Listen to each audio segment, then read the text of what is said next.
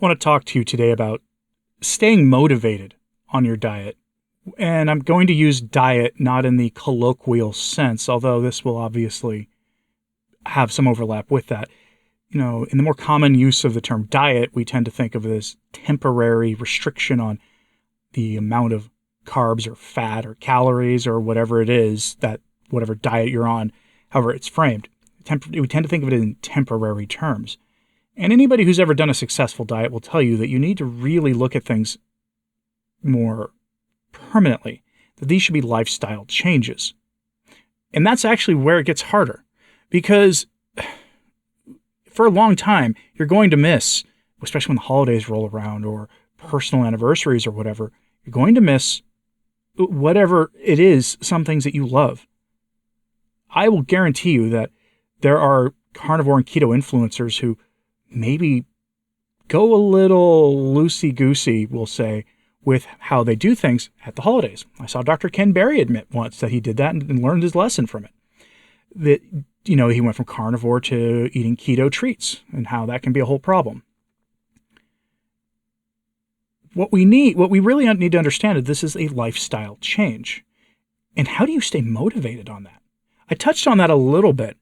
Remember, a couple days ago, I talked to you about getting into the mindset to have a successful diet. Because if you're trying to change the course of your life through nutrition, trying to combat the extra body fat you've got, you're trying to get rid of that or fix the metabolic problems or both, but you still have a hard time. You've started, you've done everything you can, but you keep falling off the wagon. You know, a lot of people will say, well, I've managed to get started once and never had a problem. I don't understand people have a hard time starting. The term yo-yo dieting exists for a reason. Because a lot of people start. They have all the intentions to start and be good, but for whatever reason, their head is not in the game. And let's be honest with ourselves. Once you get the habit going, it is easier to stay on than not. But at the same time, that mindset to grind away, it comes and it goes. And there are certain times of year that are harder than others. And I'm recording this mere days away from Starbucks inflicting on the world its pumpkin spice latte. Now, if you're a keto person, you could probably get a keto version of that. If you're carnivore, well, coffee is like the elephant in the room. Everybody debates endlessly about whether you should drink coffee or not. I drink coffee. I have no desire to drink a pumpkin spice latte. I don't find them that good.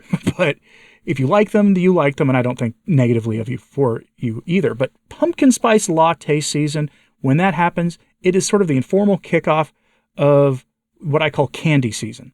And I call it candy season as opposed to the holidays because I, as a pretty religious person, I'm not as observant as much as I think I should be in that regard. But I don't like calling most of these days holidays because the word holiday is derived from the word holy day. And I don't think of pumpkin spice lattes that way.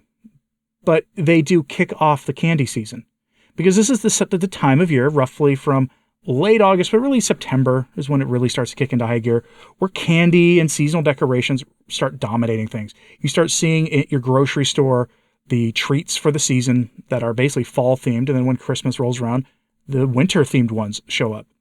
And it stays that way until St. Patrick's Day, if not all the way to Easter. And actually it does stay all the way to Easter. So you're looking basically September to April, okay? That is a long time. That is when candy season is here. In fact, you may have noticed when I describe it that way that at least in the United States, we are in candy season more for longer than we're not in candy season. It can cause you some anxiety, especially if you have a sugar addiction like I do. I don't consume sugar, but I know that I shouldn't touch the stuff. And it can be hard because, again, your motivation comes and it goes and it comes and it goes. So how do you stay motivated? This can be especially complicated because the easiest motivation, obviously, is if you get on the scale, which I don't recommend doing more than once a week. If you get on the scale weekly and the scale's moving in the direction you want it to go, or you're taking your body measurements, you're measuring around your midsection and your arms and your legs, and those numbers are moving in the direction you want them to go, that's easy to stay motivated, right? You put in the work, you get the reward. Of course, you start feeling better, you start sleeping better, all those things. But man, you miss the pumpkin spice latte or you miss the eggnog, or whatever it is. Everybody has their thing, I've come to know. And it's really like the veteran carnivores and the veteran keto people who have been doing this for so long that it's just a vague memory that they don't even, it's not even tempting anymore. For most of us, we haven't been doing this long enough to be free from those temptations, which will come at some point in the coming months. So how do you stay motivated? And it's simple. You have to take stock. You have to look at how far you've come and ask yourself if you're willing to risk going back there. One of the best things that I think I did was to not put away all the clothes that I was wearing when I was at my worst. I didn't, bag them up and give them to Goodwill. It's really not that hard to go and, if I'm, having a temptation, to go and notice that t-shirt hanging up in the closet, or those jeans that won't fit for all the good reasons for them not to fit anymore, and to take stock and go, no, I have come way too far for such a fleeting bit of fun, fleeting bit of enjoyment that will probably cause me misery later. Now, another way to stay motivated is also to remember, since we're talking basically here about consequences, if you haven't had sugar or carbs of any amount in a long time, what's going to happen when you start consuming them again? Yeah, you're going to gain weight. We know that. But you're going to get indigestion. Your sleep is going to get interrupted. You may get diarrhea.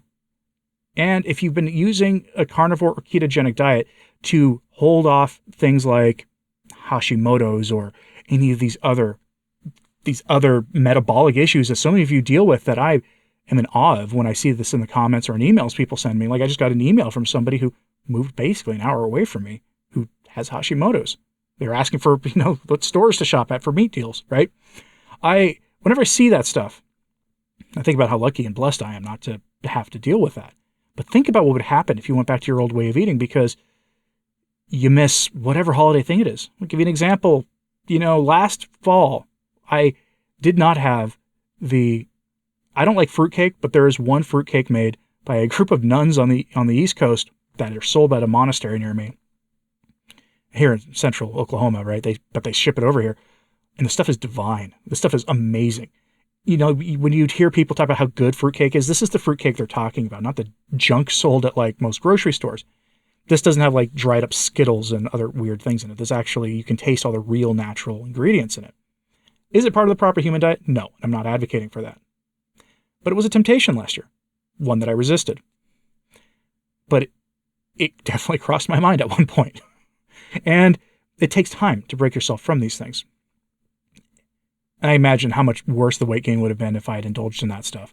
Because, this year, like I said, if you're finding my channel for the first time, I've gained a lot of weight this year as a consequence of the tornado and all sorts of other things going on. 2023 has been pretty rough for the Stine household. But you got to think about how far you've come and what the consequences are going to be if you go back. Because here's a newsflash for you. Some try to tell you that it takes you as long to gain the weight back as it does to lose it. No, it doesn't. You can gain a lot of weight in a relatively short period of time, and you will feel rotten. You'll feel like that you are about to meet the Reaper, okay? With how quickly that weight can come back. Because people forget, if your hunger signaling and your satisfaction signaling from the brain are broken like mine are, you can easily overeat.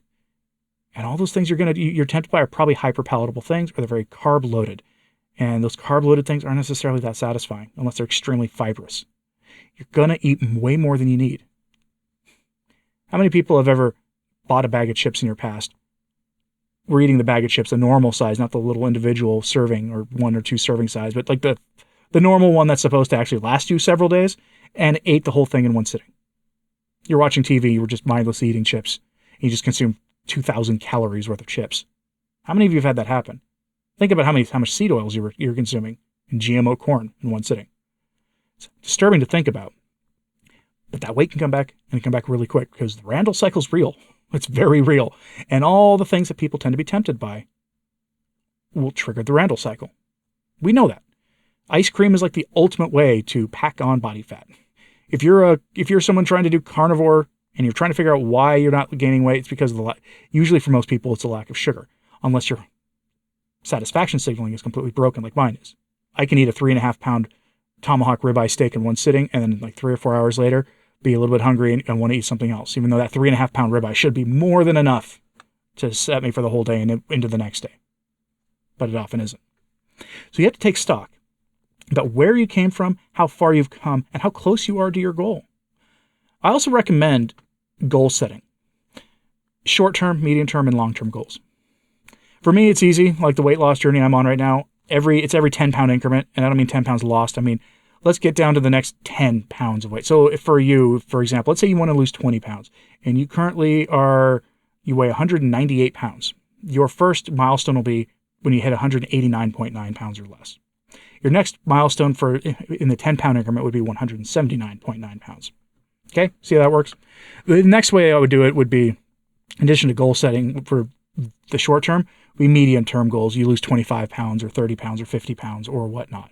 And then you have your long term final goal that you always put an asterisk next to, because you never really know how you're going to feel and look like and what your body fat percentage is going to be. And you should actually have an idea of what that body fat percentage is going to be. Because as I said before, if you're not exercising, please get out and exercise. Okay. That doesn't mean hitting the gym, although I'm a big fan. I'm recording this right after getting back from the gym, having done a chest and shoulder workout. But it could just be going long walks, bike rides, whatever it is.